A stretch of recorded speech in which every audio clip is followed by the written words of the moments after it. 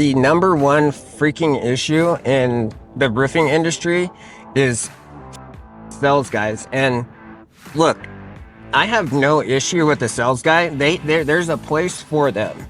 The problem with our industry is, historically speaking, most companies would do a split commission type sales structure. So you would be 100% like, and you could make a lot of money doing it, don't get me wrong, but most guys are getting away from like that split commission structure. Not to get like sidetracked. I do personally believe that best way to get the maximum performance out of a sales rep is for them to be on a split commission structure. So we used to do we handled all the stuff. We won't let our sales reps handle supplements with insurance companies because we don't want them making us look bad. Take that for what it is. Most of them have no knowledge of what to do there. But we used to do a 15.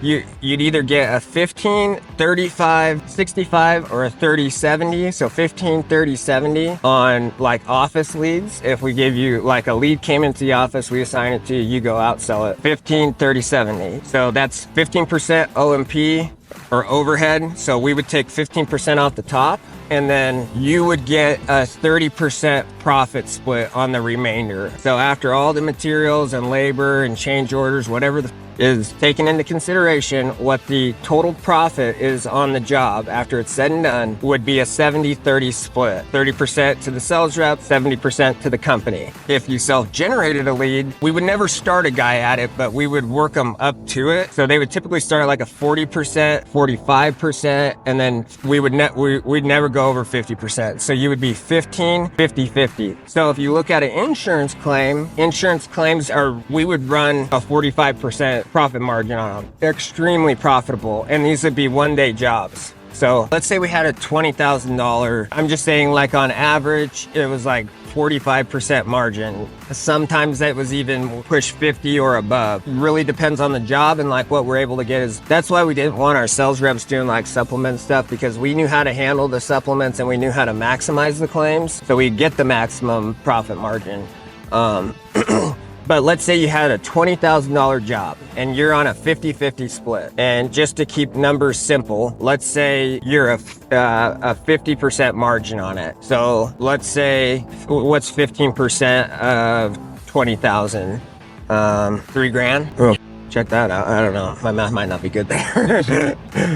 Now I gotta know. Yeah, my math is good today. $3,000, so 20,000. So now we're at $17,000, and they get all the expenses on the job. So out of that that $3,000 right at the top goes to the company. So we're left with $17,000. We'll put all the expenses on the job, and then the remaining profit margin at that point is what would be split with the rep. There are companies that would do a 10-50-50, like 10-50-50 back in the day, like when the stuff really started to like get somewhat popular, was like the norm. Like we don't believe that that's like sustainable as a business. You can't have like a bunch of, that's a very much like a Stormchaser like model. So there's still a lot of companies that'll do it. And what has happened, and this is the biggest issue, so I was gonna bring it back around. The biggest issue in our industry is you have all these reps that are working for these storm chasing companies. You have guys that'll get lucky for a year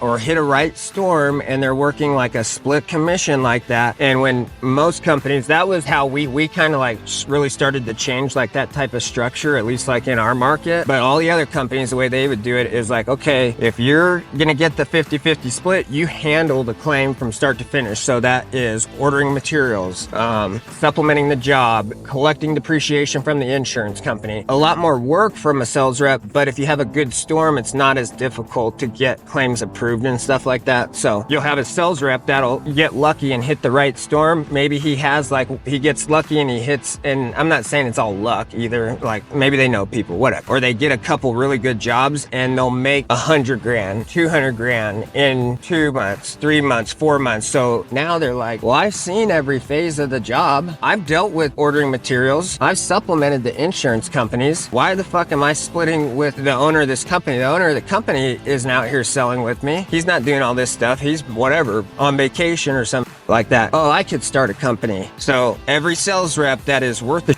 thinks that they can start a company. And that's why we've had this like massive increase in roofing companies over the last couple of years. That's like the biggest issue like in our industry is the number of roofing companies being started. And there's typically most of the guys that are being starting companies, they truly don't have what it takes. They don't have the experience with actually working with their hands and building the jobs and like having that understanding of it. Like Virgil and his coaching, he's had success with like, and his videos are like good because he knows what the he's talking about. And it's a big thing. Like I try to preach to my guys too, and it happens to them too. You know, like not all of them come from a construction background. Most sales guys don't. So we really like that education and growth and like being very in tune with that stuff, because it's just like when we were at that property doing that inspection. When I go to a house, like I want to look the part from head to toe where I look like I know what I'm talking about. I use the analogy often, like let's say you're getting ready to build $1 million home and you have plans and everything, and you're trying to hire a general contractor. So you set up some interviews with some general contractors, and let's say 2 of them come out. The first guy comes out and he's wearing shorts and hey dudes and like looks like he's chilling, okay? And he's trying to convince you to hire him to build your dream home, your $1 million home. And let's say the next guy comes out and he's in his work boots, he's got his work jeans on, his shirt tucked in, he's got a tape measure on his hip, and he looks the part. Like who are you gonna pick to trust with that project? My guess is you're gonna pick the guy that looks like he knows what he's doing. And it's no different with what we do. And I think a lot of guys really are super out of touch with that stuff, and they think it is just a sales thing. But I never sold, and when I was selling heavy, like I never sold from like a salesperson position. When I was coming up, and we actually kind of talked about this a little bit when I did the thing with Virgil, but like I sold from a position, I was so concerned with knowing what I was talking about, or a homeowner like thinking I didn't know. Because I'm the business owner, like I was young, I was extremely young, and I was very self-conscious about that. So I made it like it was an effort of mine to continually educate myself and know exactly what I was talking about. And when you know exactly what you're talking about, and then you learn how to articulate that stuff to people in a simple, understandable way,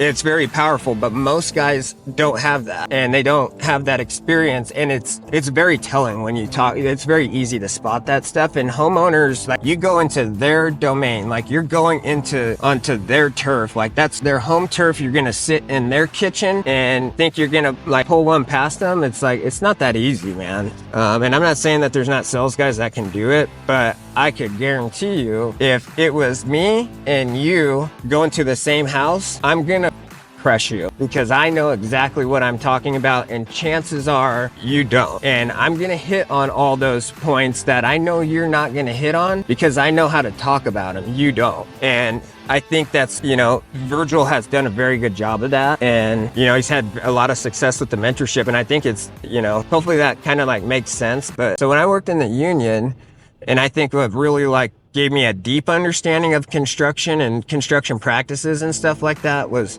when I was a carpenter. So I had to go through a 4-year apprenticeship where we went through everything, whether it was like concrete forming, framing houses, steel stud framing, all those things. And little did I know at the time, it wasn't like it is now. Like now it's a lot more obvious to people that the trades are kind of like where the money's at. And you're seeing these guys that have like college degrees. None of them are working in their field of degree. And it's like my brother included. It's like, but I went to a trade school and I learned a trade, which turned out to be, to me, far more valuable than a college degree. And you're starting to see like those guys come, it's like a guy has a bachelor or something like that, spent 4 years, 5 years at college, and they're selling for a company. So you're telling me you're selling roofs now? It's like, but they think that they're like, there's a sense of entitlement with these guys. And there's 2 things. And I heard this from Patrick Bet-David, and it really resonated with me. There's 2 things you cannot teach a guy. One of them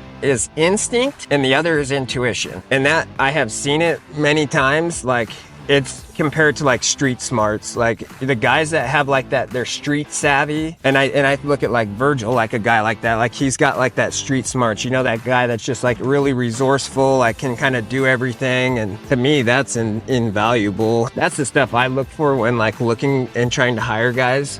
Hey guys, if you enjoyed this video, don't forget to like, comment, subscribe. It helps us keep bringing you this great roofing content. Thanks for watching. TSM Roofing, we got you covered.